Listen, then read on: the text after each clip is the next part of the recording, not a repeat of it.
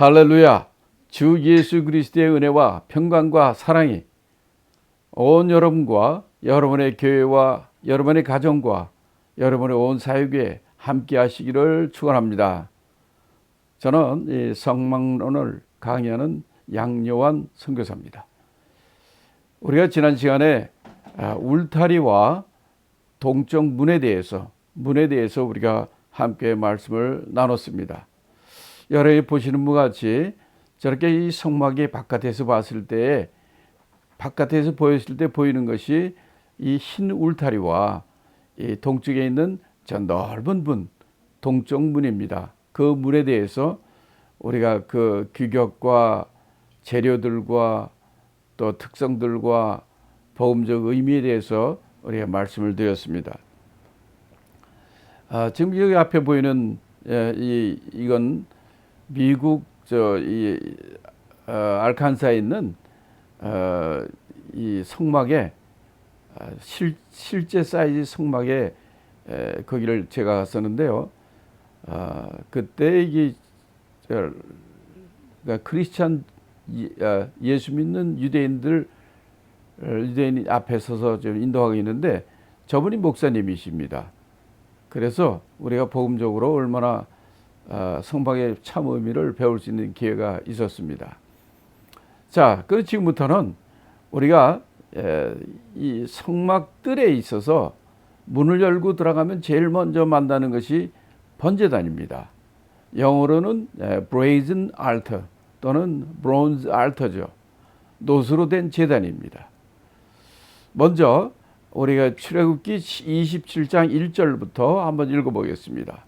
너는 조각목으로 장이 5규빗, 광유 5규빗의 단을 만들되 네모 반듯하게 하며 고는 3규빗을 하고 그 네모퉁이 위에 뿔을 만들되 그 뿔이 것에 연하게 하고 그 단을 노수로 쌀지며 재를 담는 통과 부삽과 대야와 고기 갈고리와 불 옮기는 그릇을 만들되 단의 그릇을 다 노수로 만들지며 단을 위하여 노수로 그물을 만들고 그 위에 네모퉁이 위에 놋그릇 넷을 만들고 그물은 단 4면 가장자리 아래 곧 단 절반에 오르게 할지며 또 그 단을 위하여 채를 만들되 조각목으로 만들고 노수로 쌀지며 단 양편 고리에 그 채를 꿰어 단을 매게 할지며 단은 널판으로 비게 만들되 산에서 내게 보인 대로 그들이 만들지니라. 이것이 이제 우리 출애굽기에 나오는 시내산에서 모세가 하나님께 받은 번제단에 대한 얘기입니다. 먼저 이 번제단 우리 공부할 때도 앞에서 울타리와 문에 대해서 할 때도 마찬가지지만 먼저 우리가 이 번제단의 규격과 그 다음에는 이제 그 재료에 대해서 그 다음에는 이 번제단의 특징에 대해서 그 다음에 이제 번제단의 부속 기구에 대해서 이렇게 순서대로 우리가 같이 말씀을 나눌까 합니다. 첫 번째, 이 번제단의 규격에 대해서 말씀드리겠습니다. 이 보는 바와 같이 이 번제단의 규격은 가로 세로가 똑같습니다. 가로가 5규빗, 세로가 5규빗이죠. 한 규빗은 보통 손끝에서 팔꿈치 손끝까지 45cm에서 55cm, 즉 50cm 정도 되는 것입니다. 그러니까 이 번제단의 가로 세로가 굉장히 큰 거죠. 그러니까 2.5m 크기의 정사각형 모양입니다. 그러니까 이 성막에 쓰이는 기구 중에서 가장 큰 기구입니다. 또 높이는 3규빗입니다. 번제대의 규격은 가로 세로 5규빗에다가 높이가 3규빗 되는 그런 규격입니다. 그리고 특징은 네 귀퉁이에 노수로 만든 뿔이 있는 것이죠. 자, 두 번째는 번제단의 재료에 대해서 우리가 같이 공부하기를 원합니다. 번제단은 기본적으로 노수로 되어 있습니다. 또 거기에 쓰이는 것은 조각목, 나무는 조각목으로 되어 있고 그 조각목을 노수로 싼 것이죠. 그래서 이 번제단의 재료는 첫째 이 조각목과 두 번째 놋입니다. 우리가 성소나 지성소에 들어가면은 전부 다 금으로 되어 있습니다. 근데 뜰에 있는 것들은 다 놋으로 되어 있어요. 왜 놋으로 되어 있고 또 모든 그 쓰이는 나무 재료는 조각목으로 되어 있습니다. 조각목이라는 것은 역으로 아카시아 나무라고 아카시아 우드인데요. 이거는 이제 광야에 나오는 그 쓸모없는 나무들입니다. 그런 광야에 나오는 잡목들 같은 이런 것들이 무슨 가구로 쓰일 수 있겠습니까? 이거는 불을 뗄 때나 쓰는 그런 잡목입니다. 그런데 놀랍게도 하나님의 성막, 하나님의 성소에 쓰이는 이 나무 재료가 좋은 삼나무나 참나무 재료가 아니라 쓸모없는 가구로 쓸 수 없는 조각목으로 만든다는 것입니다. 그 조각목에다가 놋을 입힌 것입니다. 그럼 놋은 뭐를 상징하느냐면 이 뜰에 있는 모든 것은 놋으로 만듭니다. 놋은 십자가를 상징합니다. 지금 앞에 보이는 사진이 제가 그러니까 한 25년 전쯤 저희 예루살렘 이스라엘 성지순례 했을 때 그때 찍은 사진입니다. 저 아카시아 나무 종류라고 그래서 거기서 하나 찍은 건데요. 저 볼품 나무들입니다. 근데 그런 걸 가지고 이 성막에 쓰이는 나무 재료로 쓰이는 거죠. 왜 그걸 놋으로 쓸까? 이 뜰에 쓰이는 모든 재료들은 놋으로 한 이유가 무엇일까? 이 놋은 바로 예수님의 십자가를 상징합니다. 그 무슨 말이냐면 우리가 여러분이 민수기 21장 9절을 제가 읽겠습니다. 모세가 놋뱀을 만들어 장대 위에 다니 뱀에게 물린 자마다 놋뱀을 쳐다본 즉 살더라 합니다. 이스라엘 백성들이 하나님을 불신하고 하나님을 원망할 때에 하나님께서 그들에게 재앙을 내릴 때 독사를 풀어서 많은 사람이 거기 물려 죽게 됐습니다. 모세가 그때 하나님께 간절히 애청합니다. 살려달라고. 이럴 때 하나님께서 그들에게 이런 말씀을 하시는 겁니다. 너희 진 중앙에 긴 장대를 달고 거기다 놋뱀을 만들어 장대 위에 달아. 그럼 그걸 보는 자마다 살리라 했어요. 그러나 그걸 믿지 않고 보지 않은 자들은 다 죽었습니다. 이 놋뱀, 장대는 십자가입니다. 놋뱀은 바로 십자가에 달린 예수 그리스도를 의미하는 것입니다. 그렇기 때문에 이 뜰에 있는 모든 번제단이나 물두멍이나 이런 것들은 다 놋으로 만들어요. 놋은 바로 예수 그리스도의 십자가 공로를 의미하는 것입니다. 그래서 요한복음 3장 14절에도 예수는 이렇게 말씀합니다. 모세가 광야에서 뱀을 든 것 같이 인자도 들려야 하리니 합니다. 모세가 광야에서 뱀을 든 것 같다? 바로 민수기 21장 9절의 말씀이죠. 모세가 하나님께 간구했을 때에 진 중앙에 높은 장대를 달고 그 위에 놋뱀을 달아 이걸 본 자마다 살리라 했 것처럼 인자 예수 그리스도도 우리를 위하여 십자가에 달려 죽을 것을 말씀하신 것입니다. 이렇게 놋은 예수 그리스도의 십자가를 의미합니다. 또한 이사야서 53장 2절에 이렇게 말씀합니다. 그는 주 앞에서 자라나기를 연한 순 같아서 같고 마른 땅에서 나온 줄기 같아 고운 모양도 없고 풍채도 없은즉 우리의 보기에 흠모할 만한 아름다운 것이 없도다. 이것은 조각목을 의미하는 것입니다. 조각목은 볼품이 없습니다. 풍채도 없습니다. 쓸모없는 것처럼 보입니다.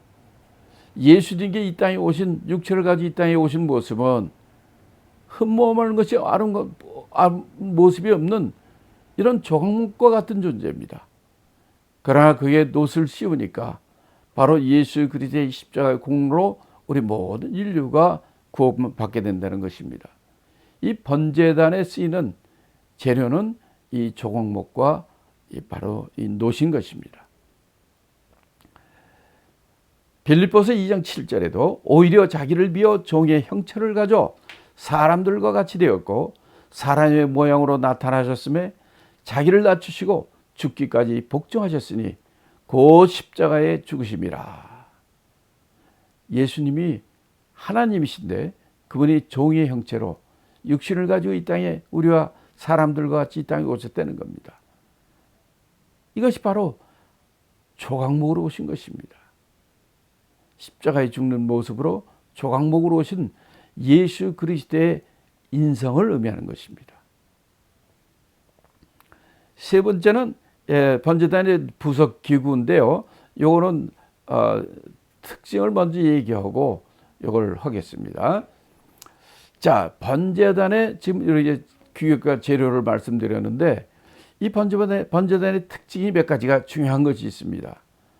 이 번제단, 이거는 하나님 앞에 번제와 제사를 드리는 그 제단을 말합니다. 이 번제단에는 특징이 있습니다. 첫째가 피입니다. 모든 제사는 피가 있고 이 제사에는 피의 제사인 것입니다. 왜 제사에는 피가 있어야 될까요? 성경에서는 출애굽기 24장 8절에도 이렇게 하나님께서 모세를 통해서 말씀합니다. 모세가 그 피를 취하여 백성에게 뿌려 가라되 이는 여호와께서 이 모든 말씀에 대하여 너희와 세우신 언약의 피라 말씀합니다. 예수님 십자가에 돌아가시기 전에 이렇게 말씀하십니다. 마태복음 26장 28절에 이것은 죄의 사함을 얻게 하려고 많은 사람들을 위하여 흘리는 바 나의 피 곧 언약의 피라. 번제단에는 항상 피가 있습니다. 피가 필요합니다. 그 피는 바로 하나님의 언약의 피요. 바로 그 하나님의 언약의 피는 예수 그리스도의 십자가의 피 공로를 의미합니다. 히브리서 13장 20절에도 양의 큰 목자이신 우리 주 예수를 영원한 언약의 피로 죽은 자 가운데서 이끌어내신 평강의 하나님이 이렇게 말씀합니다. 바로 예수 그리스도의 그 피는 영원한 언약의 피라 말씀하십니다. 그래서 이 번제단에서는 바로 그 흘리는 피는 언약의 피요. 그 언약의 피, 번제단에 드리는 양은 바로 예수 하나님의 어린 양이요. 그 어린 양의 피로 우리 죄를 사신다는 것입니다. 그래서 그걸 언약의 피라 말씀하시는 것입니다. 그러니까 이 성막에 이 문을 열고 들어가면 제일 먼저 맞닥뜨리는 것이 번제단인 것입니다. 번제단을 통하지 않고는 더 안으로 들어가질 못합니다. 바로 이 성막 문을 동문을 통해 안에 들어가면은 바로 거기서 번제단 앞에서 이 피의 제사를 드려야 되는 것입니다. 공수로 오지 못합니다. 제물을 가지고 와야 되는 것입니다. 피의 언약의 피, 바로 피의 제사를 드리게 되는 것이죠. 왜 바로 우리에게 하나님께서는 이 언약의 피로 예수님이 오셨을까요? 왜 하나님께서는 이 피의 제사를 원하실까요? 제사는 하나님 앞에 간구하는 것입니다. 하나님의 용서를 바라는 것입니다. 왜 우리가 하나님 앞에 제사를 드릴까요? 왜 우리가 하나님 앞에 예배를 드릴까요? 왜 하나님을 섬겨야 될까요? 성경은 우리 인간의 문제는 죄인인 것입니다. 이 죄는 어디서부터 왔을까요? 하나님의 명령, 하나님의 언약, 하나님의 약속을 어긴 것입니다. 그러므로 말미암아 우리에게 죄가 들어오신 거예요. 이 죄는 우리 인간들은 죄가 아무것도 아닌 것으로 생각하지만 이 죄는 이 세상에 있는 어느 것보다 더 무서운 것입니다. 왜냐하면 죄에는 삭시 있습니다. 값이 있습니다. 죄 값이 있습니다. 그 죄의 값이 무엇인 줄 아십니까? 죄의 삭은 바로 사망이다 라고 로마서 6장 23절에 얘기합니다. 그래서 이 세상에 있는 모든 사람들은 이 죄 때문에 남을 죽이기도 하고 거짓말을 하기도 하고 욕하기도 하고 남의 것을 빼앗기도 하고 하는 이 죄의 열매들을 맺게 되는 것입니다. 그러나 그 죄의 값은 바로 사망이라고 말씀합니다. 이 사망으로 말미암아 이 세상의 어떤 자도 이 사망을 이길 자는 없습니다. 아무리 돈이 많고 대통령과 같은 아니하면 이 왕과 같은 황제와 같은 권세를 갖는다 할지라도 사망을 이길 자는 없는 것이기 때문입니다. 인간의 문제는 바로 이 죄의 문제라는 것이죠. 그러면 이 죄는 어떻게 이 죄 문제가 사해질 수 있을까요? 죄의 값이 사망이기 때문에 모든 죄인들은 지옥에 가는 것입니다. 우리가 죄의 용서함을 받지 못한다면 누구나 지옥에 가게 되는 거예요. 그런데 하나님께서는 우리 인간에게 이 죄의 문제를 해결하는 길을 알려주셨어요. 세상에는 내가 좋은 일을 많이 하면 우리 죄가 없어질 것이다. 아니면 내가 돈이 많으면 죄값을 내가 더 치를 수 있을 것이다. 아니면 권력이 많으면 그럴 것이다. 여러 가지 생각들을 하지만은 그런 것들은 죄의 문제를 해결하지 못합니다. 오직 죄의 문제를 해결하는 것은 하나님께서 말씀해 주셨어요. 피만이 죄를 산다 이렇게 말씀합니다. 레위기 17장 11절에서 피에는 생명이 있으니 피가 죄를 사느니라 이렇게 말씀합니다. 또 히브리서 9장 22절에도 피 흘림이 없은즉 죄 사함이 없느니라 이렇게 말씀합니다. 죄의 문제 이거는 피만이 이 죄를 해결할 수 있는 것입니다. 그런데 어떤 피가 우리 죄를 사할 수 있을까요? 이 세상에 있는 존재 중에 피 있는 존재는 동물 아니면 사람입니다. 식물들은 피가 없어요. 동물이나 사람의 피가 있는데 동물의 피가 그럼 우리 죄를 살 수 있을까요? 만약 양, 염소, 송아지의 피가 우리 죄를 살 수 있다면 예수님이 오실 필요가 있을까요? 그래서 히브리서 10장 4절에는 양과 염소, 송아지, 이 짐승의 피가 우리 죄를 사지 못한다고 말씀합니다. 그러면 사람의 피는 우리 죄를 살 수 있을까요? 성경은 뭐라 합니까? 모든 사람이 죄인이므로 우리 인간의 피가 죄를 살 수 없다 합니다. 그러니까 우리 인간의 문제는 죄의 문제인데 동물과 사람의 이런 피가 우리 죄를 사지 못하는 거예요. 피가 죄를 산다는 걸 아는데 동물과 사람의 피는 이 죄를 사지 못한다는 것입니다. 그럼 우리는 절망이죠. 우리 죄를 살 수 있는 피가 없기 때문입니다. 하나님은 죄 없는 분이에요. 근데 하나님은 피가 없어요. 영이니까. 그래서 요한복음 3장 14절에서 뭐라고 얘기했습니까? 말씀이 육신으로 오셨다. 그분이 바로 예수 그리스도입니다. 말씀이 육신으로 오신 분. 육신이 뭡니까? 육신은 살과 피가 있어요. 왜 육신으로 오십니까? 바로 그 피로 우리의 죄를 사시러 오신 것입니다. 모든 인간은 아담이 죄인이므로 우리 모든 인간이 죄인이기 때문에 우리의 피는 죄를 살 수 없습니다. 죄 없는 분, 오직 말씀, 하나님이 육체로 오신 그 예수 그리스도의 피만이 우리 죄를 살 수 있는 것입니다. 그래서 성경은 바로 그 피가 언약의 피라고 말씀하는 거예요. 그래서 이 번제단의 이 피로 드리는 제사는 바로 언약의 피를 말씀하는 것이고 예수 그리스도의 피를 말씀하시는 것입니다. 그 피가 우리 죄를 산다고 그래서 번제단에서는 바로 이 피의 제사가 있는 거예요. 이 구약의 모든 이것은 마지막 때 신약 때 오실 바로 언약의 피로 오신 예수 그리스도 그것을 미리 보여주시는 것입니다. 그래서 번제단의 제일 큰 특징은 피가 있다는 것입니다. 피의 제사를 드린다는 겁니다. 두 번째, 번제단의 특징은 불입니다. 번제단에서 번제를 드리고 그러려면 불이 있어야 됩니다.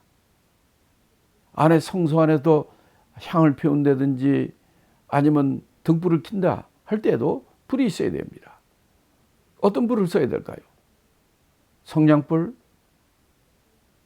이 세상 사람들이 쓴 프레시 라이터들, 이런 불이 아닙니다. 번제단에서 중요한 것은, 두 번째 중요한 것은 불입니다. 이 번제단의 불은 하늘에서부터 내려온 불을 사용합니다. 창세기 15장 17절에 보면 이런 말이 나옵니다. 해가 져서 어두울 때에 연기나는 풀무가 보이며 타는 횃불이 쪼갠 고기 사이로 지나가더라. 아브라함이 하나님 앞에 언약을 맺고 이 제사를 드릴 때에 그때 무슨 불이 있습니까? 하나님 말씀대로 그가 제물을 쪼개놨어요. 그때 하늘로부터 이 풀무, 횃불, 타는 횃불 같은 것이 지나가면서 바로 그 제물을 사이로 지나갔다, 이렇게 말씀합니다. 이게 하나님이 하늘로부터 내려온 불인 것입니다.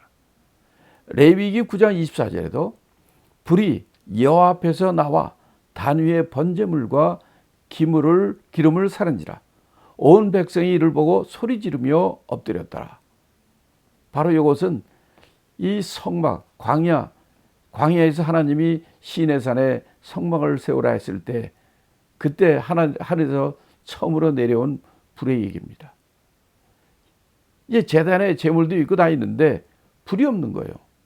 이때 하나님 여호와 앞에서부터 불이 내려와서 번제물 태우고 기름을 사르고 이것을 모든 백성이 보는 앞에서 하늘에서부터 불이 내려와 이 하늘의 불로 이 번제 제사를 드리게 된 것입니다.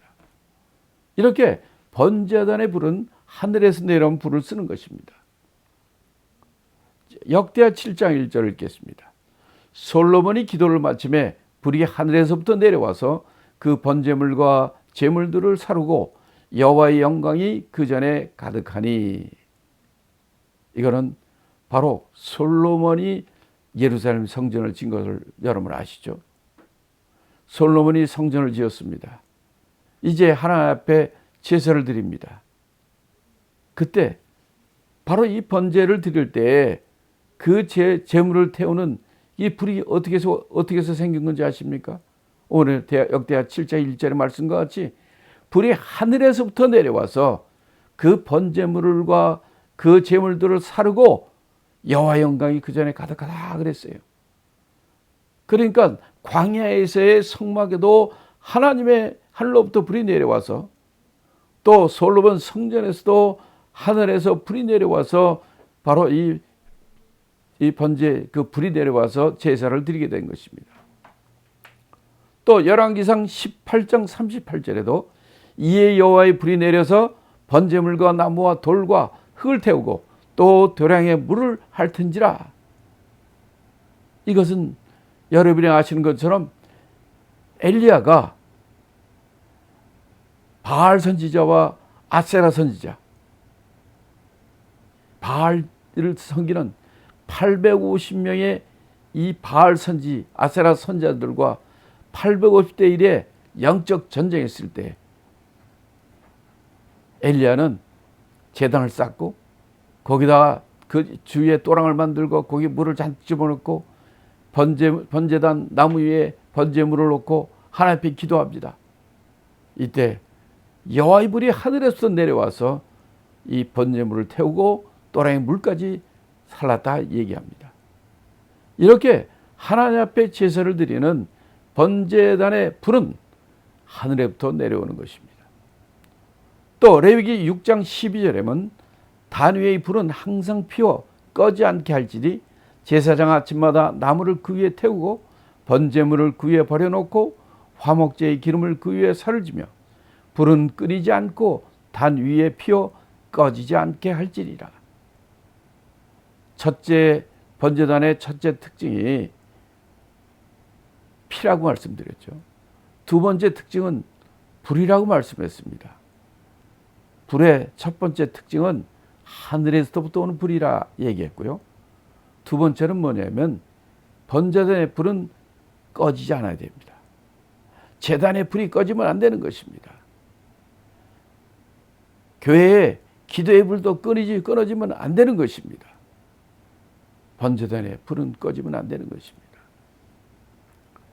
레위기 10장 1절에서는 아론의 아들 나답과 아비후가 각기 향로를 가져다가 여호와의 명하시지 않는 다른 불을 담아 여호와 앞에 분향하였더니 불이 여호와 앞에서 나와 그들을 삼키매 그들이 여호와 앞에서 죽은지라.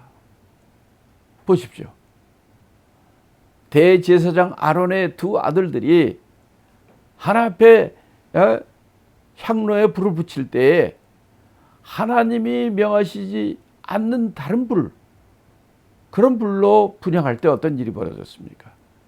불이 바로 여호와 앞에서 나와가지고 그들을 삼켰다 말씀. 그러므로 그들이 다 죽었다고 말씀합니다. 하나 앞의 불은 바로 이 세상의 불을 쓰면 안 되는 것입니다. 이렇게 번제단의 두 번째 특징, 불에 대해서 말씀했습니다. 불에 대해서 중요한 것 두 가지 잊지 마시기 바랍니다. 첫째, 그 불은 하늘에서 내려오는 불이어야 된다. 세상의 불을 썼다가는 이런 재앙이 온다는 것을 말씀해 드리겠고요. 이 번제단의 불은 꺼지면 안 되는 것입니다. 자, 세 번째 특징은 뿔입니다. 번제단에 보면 네 구퉁이에 바로 놋으로 된 뿔이 있습니다. 이 뿔은 첫째, 번제단의 뿔은 놋으로 만드는 것이고요. 또 네 구퉁이에 네 뿔이 있는 것입니다. 이 뿔은 그럼 왜 있느냐? 뿔은 이 번제단의 제물을 묶는 데 사용되었습니다. 또 죽게 된 사람도 이 뿔을 잡으면 생명을 얻는다라고 얘기합니다. 시편 118편 27절에 여호와는 하나님이시라 우리에게 비추셨으니 줄로 희생을 제단 뿔에 맬지어다 라고 합니다. 이 제물을 제단 뿔에 맨다고 말씀합니다. 열왕기상 1장 50절에도 아도니아도 솔로몬을 두려워하여 일어나 가서 제단 뿔을 잡으나 혹이 솔로몬에게 고하여 가라되 아도니아가 솔로몬 왕을 두려워하여 지금 제단 뿔을 잡고 말하기를 솔로몬 왕이 오늘날 칼로 자기 종을 죽이지 않겠다고 내게 맹세하기를 원한다 하나이다. 무슨 얘기입니까? 아도니아가 죽게 되니까 바로 이 제단 뿔을 잡았다는 겁니다. 왜 제단 뿔을 잡았습니까? 제단 뿔을 잡으면 생명을 얻기 때문에, 그래서 이렇게 얘기한다는 것입니다. 이 제단 세 번째 특징이 이 제단 뿔인데, 제단인 뿔인데, 이 뿔은 바로 이 제단 제물을, 희생 제물을 제단 뿔에 매는 것과 죽게 된 사람들이 이 제단 뿔을 잡을 때 생명을 얻는 그런 것을 얘기하는 것입니다. 로마서 1장 16절에 내가 복음을 부끄러워하지 아니하노니 이 복음은 모든 믿는 자에게 구원을 주시는 하나님의 능력이 됨이라. 첫째는 유대인에게요 또한 헬라인에게로다. 복음은 구원을 주시는 모든 하나님의 능력이라는 거예요. 뿔은 능력입니다. 하나님의 능력입니다. 그래서 이 번제단에 오는 자는 바로 구원을 주시는 하나님의 능력, 그 구원의 뿔이 바로 하나님이 주시는 능력이라는 것입니다. 고린도전서 1장 18절에도 십자가에 도는 멸망하는 자들에게는 미라는 것이요 구원을 얻는 우리에게는 하나님의 능력이라 그럽니다. 십자가에도 번제단, 이거는 세상이 보기에는 멸망하는 자들에게 보면 미라는 것이에요. 교회 다니고 예수 믿는 거 미라하게 보입니다. 그러나 구원 얻는 우리에게는 하나님의 능력이요, 하나님의 능력입니다. 이게 번제단의 뿔을 의미하는 것입니다. 네 번째 특징은 번제단은 정사각형입니다. 이건 뭐를 의미합니까? 정사각형, 가로 세로 네 면의 길이가 똑같습니다. 이거는 구원의 동등성을 의미합니다. 공부 많이 한 사람이나 공부 안 한 사람이나 잘생긴 사람이나 못생긴 사람이나 키 큰 사람이나 작은 사람이나 아주 부자나 가난한 자나 누구나 동일한 구원을 받는 동등성을 의미합니다. 요한복음 3장 16절에 하나님이 세상을 이처럼 사랑하사 독생자를 주셨으니 이는 저를 믿는 자마다 멸망치 않고 영생을 얻게 하려 하심이니라. 믿는 자마다 누구든지 구원의 동등성을 얘기하는 겁니다. 로마서 10장 13절에도 누구든지 주의 이름을 부르는 자는 구원을 얻으리라. 키 큰 자나 키 작은 자나 돈 많은 사람이나 돈 없는 사람이나 잘생긴 사람이나 못생긴 사람이나 누구든지 주의 이름을 부르는 자는 동등한 구원을 받게 되는 것입니다. 번제단의 정사각형은 구원의 동등성을 의미하는 것입니다. 디모데전서 2장 4절은 이렇게 말씀합니다. 하나님은 모든 사람이 구원을 받으며 진리를 아는 데 이르기를 원하시느니라. 모든 사람입니다. 검은 사람이나 흰 사람이나 우리 한국 사람 황색인종이나 잘생기나 못생기나 아무 상관이 없이 하나님은 모든 사람이 구원받기를 원하시는 거예요. 번제단의 전사각형은 구원의 동등성을 의미하는 것입니다. 다섯 번째는 번제단은 땅 위에 있습니다. 무슨 의미입니까? 누구나 다 올 수 있다는 거예요. 누구나 번제단 앞에 나올 수가 있는 겁니다. 다가올 수 있도록 거기에 복잡한 장애물이 없어요. 누구든지 접근 가능함을 얘기하는 것입니다. 죄 있는 자들아, 어려움을 당한 자들아, 누구나 다 오라는 겁니다. 여섯 번째 특징은 번제단을 통과하지 않고는 안으로 갈 수 없습니다. 네. 그 안에 번제단을 통과하지 않으면 가지 못합니다. 다시 말하면 우리의 구원은 십자가에서부터 십자가의 공로, 십자가의 은혜로부터 시작이 되는 것을 의미합니다. 자, 마지막으로 이 번제단의 제물에 대해서 좀 말씀드리겠습니다. 번제단엔 제물이 있어야 됩니다. 그러면 이 번제단의 제물은 어떻게 드려야 되는가 하는 것입니다. 번제단의 제물은요, 첫째, 산 제물을 드리지 않습니다. 물론 산 제물을 가지고 오죠. 그러나 제물로 드릴 때에는 그 제물을 완전히 죽어야 됩니다. 번제단에 드릴 제물이 죽지 않아가지고 바둥대고 피 흘리고 바둥대고 그러면 되겠습니까? 아니에요. 번제단의 제물은 완전히 죽어야 됩니다. 완전히 죽고 피를 다 뺍니다. 그래서 완전히 죽은 다음에 죽은 것을 하나님 앞에 드릴 수 있는 거예요. 우리도 하나님 앞에 나갈 때는 완전히 죽어야 됩니다. 나는 죽고 그리 안에 그리스도가 사는 거예요. 두 번째는 그 완전히 죽은 제물을 그 다음에 어떻게 하느냐? 가죽을 벗깁니다. 가죽을 완전히 벗깁니다. 우리도 하나님 앞에 제물이 될 때는요, 우리가 이 세상에 싸고 있던 좋은 옷, 좋은 가지고 있던 재산, 이 모든 것, 이거 다 소용없습니다. 다 벗겨야 되는 거예요. 그런 거 있고, 재물은 절대로 가죽으로 드리지 않습니다. 겉에 있는 모든 이 가죽은 완전히 벗기는 것입니다. 재물이 되려면요, 완전히 죽어야 되고요. 그 다음에 우리 겉에 나를 싸고 있는 가죽을 다 벗깁니다. 세 번째는 그렇다고 그냥 드리는 거 아니에요. 가죽을 다 벗긴다면 어떻게 하냐면 배를 갈라가지고 그 안에 내장, 똥, 창자, 배설물 이런 걸 갖다 싹 끄집어냅니다. 그 안에 있는 배설물 더러운 것들 이거 싹 끄집어내야지 하나님 앞에 온전한 제물이 될 수 있어요. 우리 안에 내면에 있는 오직 가장 더럽고 오물들, 배설물들, 더러운 것들 이런 걸 다 끌어내야 하나님 앞에 온전한 제물이 된다는 것입니다. 그래야 제물로 쓰임받을 수 있는 거예요.